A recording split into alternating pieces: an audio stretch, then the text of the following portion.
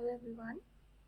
Again I am here in front of you all with my new video on demand analysis, and today's my topic is demand function, and this is my lecture number 3 on demand analysis. So before starting this concept, I would like to request my dear students to please go through my previous videos so that you can understand today's lecture in a better way. In my previous lectures, I have already explained the basic concepts and meaning of demand, then various types of demand as well as the determinants of demand. So I hope that all of you have gone through already. So today I am going for the explanation of demand function. So before going into the next slides and before going into the depth of demand function, first I would like to give a brief illustration of it, brief overview of the entire concept. So here two terms are associated. First is demand and second is function. First term I hope all of you have already understood because I have already explained it. But the term function, what does it mean? See, demand is basically the quantity that a consumer is willing and able to purchase at its current price during a given period of time, is it? Can you recall it? This is demand. After that, function. The term function is actually used to denote that there is some kind of relationship between two or more than two variables. And for explaining that term, that type of relationship, we use this function term. Now, demand function, what does it mean? So, for getting in-depth understanding of it, let's proceed to the next slide. What is demand function? See, if we proceed through theoretical things, then demand function refers to the functional relationship between the demand for a particular product and all the factors affecting demand. That is, all the determinants of demand. Basically, just now I said that the term function represents some kind of relationship between two or more than two variables. Is it? So here in this case, demand is one variable. Alright. Think yourself as a consumer. Your demand. Is it? Demand is one variable and the factors which can affect your demand. That determinant part, determinants of demand part, I have explained in my first video. So if you have not gone through it, just go through that one first, then it will be easier for you to understand.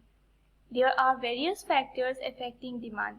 So when we represent the relationship between demand for a particular product and the various factors or determinants of demand, then it is known as demand function.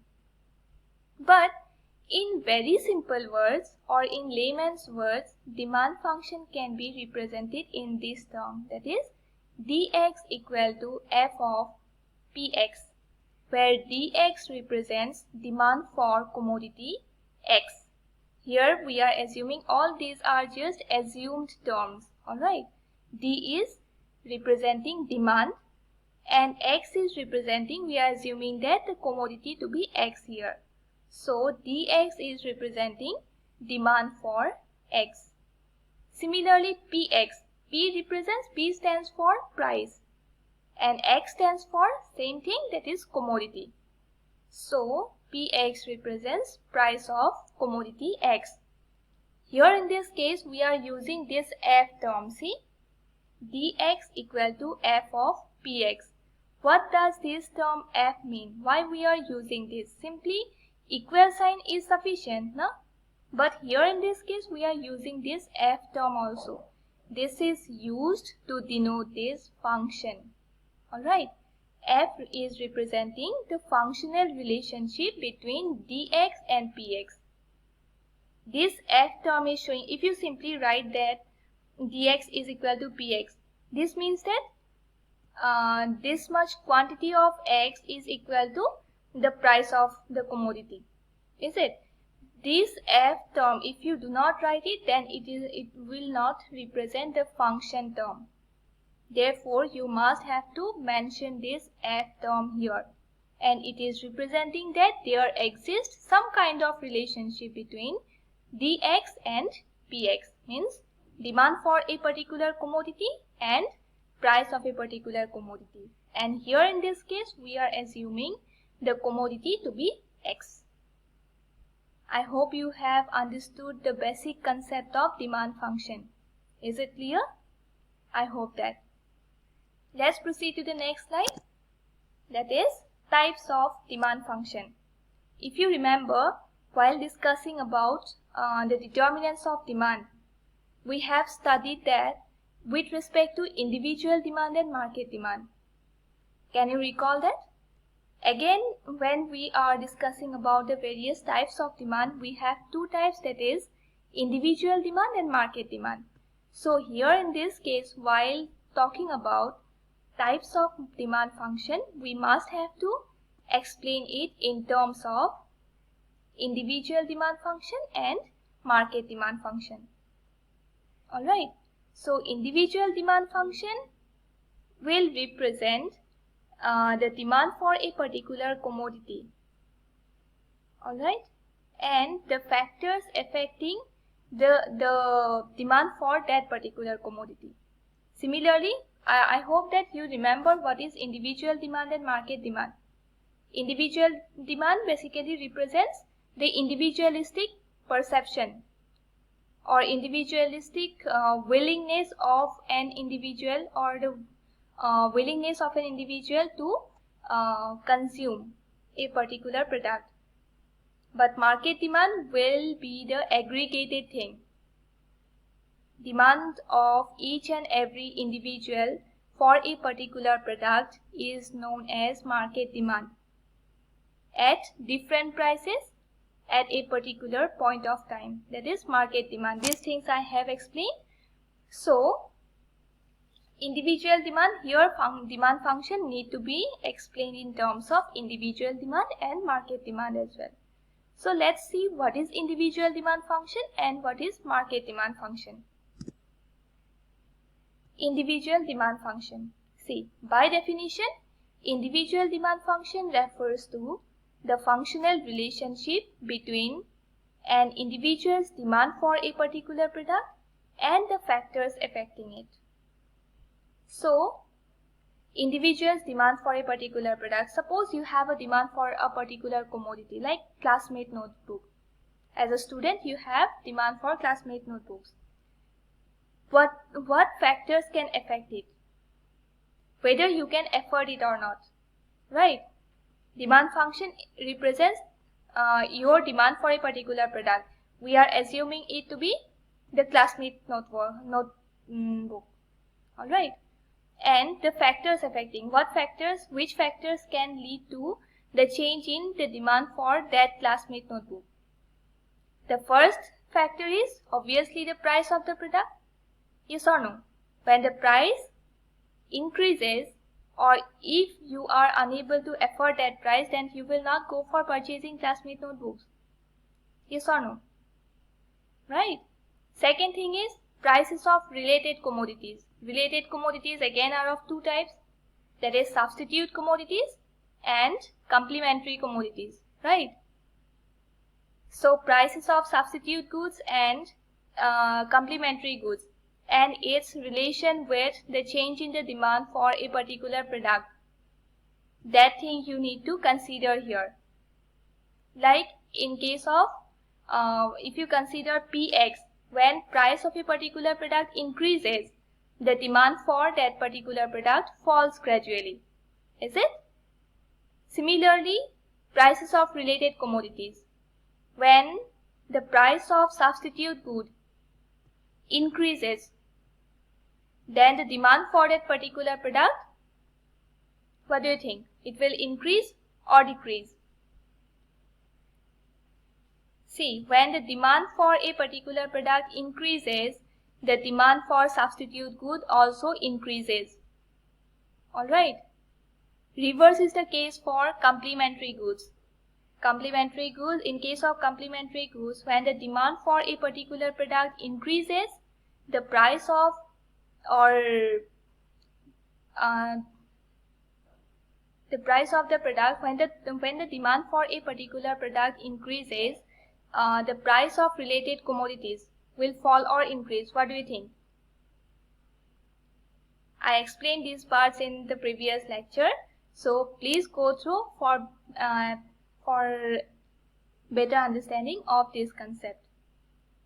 Then income. Y stands for income level of the consumer. When income level of the consumer increases, the demand for a particular product also increases. Right? This is the case for normal commodities. Similarly, taste and preferences. When taste and preferences changes, demand also changes. And at last, expected future changes in the price of the commodity. All these factors I have already explained in under determinants of demand. Alright, today this term I am adding to the entire concept, that is expected future changes in the price of the commodity. What do you think? Can it affect? Yes, it can affect, because for example, suppose price of gold. Now at present we are expecting that the price of gold will reduce in the days to come. Obviously we will wait for tomorrow, right? When the price of gold will be decreased. At that time we will wait for that time so that we can purchase more at a lesser price. Right? So there exists this type of relationship between expected future changes in the price of the commodity. So this is all about individual demand function. I hope all of you can understand it. Then market demand function. What is market demand? Market demand refers to the total demand of each and every individual's demand. Sum total of individual demand is the market demand.